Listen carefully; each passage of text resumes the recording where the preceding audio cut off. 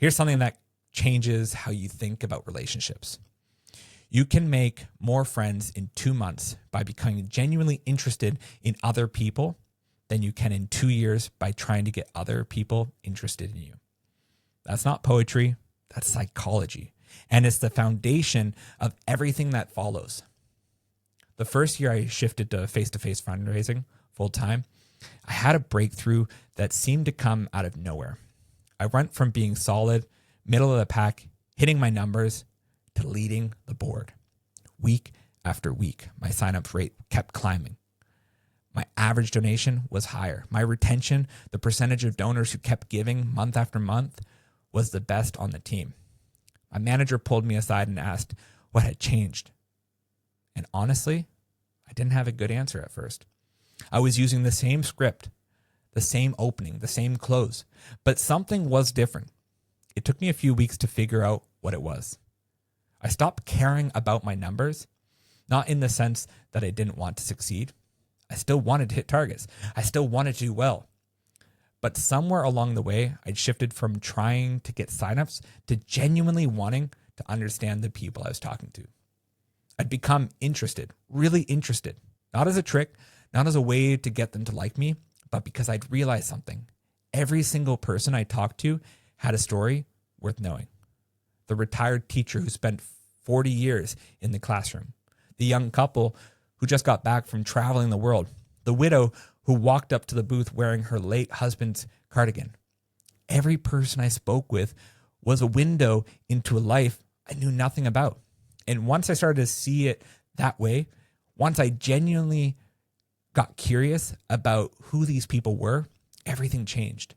My conversations got longer, my connections got deeper, and the signups took care of themselves. Here's what was happening under the surface. When you show real interest in someone, you're giving them something rare, attention, real, focused, undivided attention. Think about how rare that is today. Everyone is distracted. Everyone is half listening while they check their phones. Think about their next meeting. Plan what they're going to say next. When was the last time someone gave you their complete attention? When was the last time you felt truly heard by another person? It doesn't happen often. And when it does, it's memorable. A psychologist named Alfred Adler said something that still gives me chills. He said, the people who are not interested in others have the greatest problem in life and cause the greatest harm to others. All human failure comes from people who don't care about the people around them. Hear that again. The people who struggle most are the ones who aren't interested in others. The people who succeed, who build deep relationships, who earn loyalty, who lead, are the ones who are genuinely curious about everyone around them. Carnegie tells a story about Theodore Roosevelt. Theodore Roosevelt's helper, a guy named James Amos. Amos worked for Roosevelt for years, and long after Roosevelt died, he wrote a book about his time with him. One story stood out. Roosevelt and his wife were sitting on the porch one evening when Roosevelt suddenly jumped up. He grabbed Amos and said, "Come with me, quick."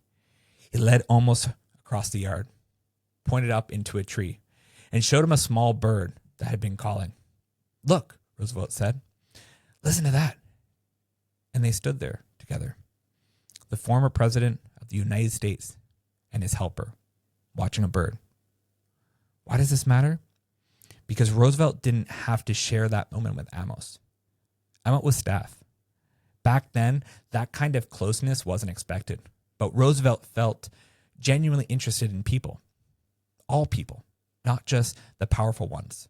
And that interest, that willingness to share joy with whoever was nearby, created loyalty that lasted a lifetime.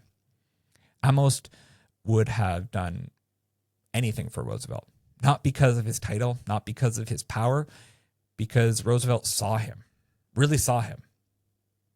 Now, let me ask you something uncomfortable. In your sales conversations, are you genuinely interested in the people you're talking to, or are you interested in what they can do for you? Be honest. Because here's the thing, most of us, if we're really honest, are coming from a place of self-interest. We want the sale, we want the commission, we want the win. And there's nothing wrong with wanting those things. But if that's all we want, if we see the person across from us as just a means to an end, they feel it. They might not be able to say what they're feeling. They might not even know why they don't quite trust us, but something in them will hold back because people can sense when someone is trying to get something from them. And they can sense when someone is genuinely curious about who they are. So here's what I want you to practice. Before your next sales conversation, set an intention. Say to yourself out loud if you can, I am genuinely curious about this person. I want to understand their world.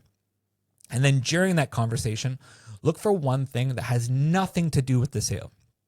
A photo on their desk, a hobby they mention, something about their background, their family, their interests, and ask about it. Not as a trick, not as a rapport building exercise, but because you're actually curious. I noticed you have a picture of a sailboat. Do you sail? You've mentioned you're from Cleveland originally. What brought you out here? I saw you've been with this company for 12 years. That's rare these days. What kept you here? These questions open doors. They move the conversation from business to human. And they create the kind of connection that closes deals and builds lasting relationships. Here's what Carnegie understood that most people miss. You can't fake genuine interest. You can fake excitement. You can fake confidence. You can even fake knowing what you're doing for a little while, but you cannot fake caring about another person. So what do you do if you're not naturally curious about people? You develop it. Like any skill, genuine interest can be built. Start by assuming that every person you meet knows something you don't. Every person has been through something you haven't. Every person has a piece of the puzzle you're missing. That assumption that everyone has something valuable to offer is the seed of real curiosity. Water that seed. Practice it every day and watch how your relationships change. But here's the thing. Genuine interest is internal. It's something you feel. The question is, how do you show it? How do you communicate to someone that you're interested, that you care, that you're happy to be talking with them? And that brings us to the simplest and most powerful tool Carnegie ever talked about. Hey, thanks for checking out this clip from the Sales Evolution Lab podcast. If you found value in this lesson, be sure to hit subscribe to evolve for the future of selling. And if you want the full breakdown, the deeper stories, the practical toolkit, check out the full episode. Just click the video on the screen, and I'll see you there.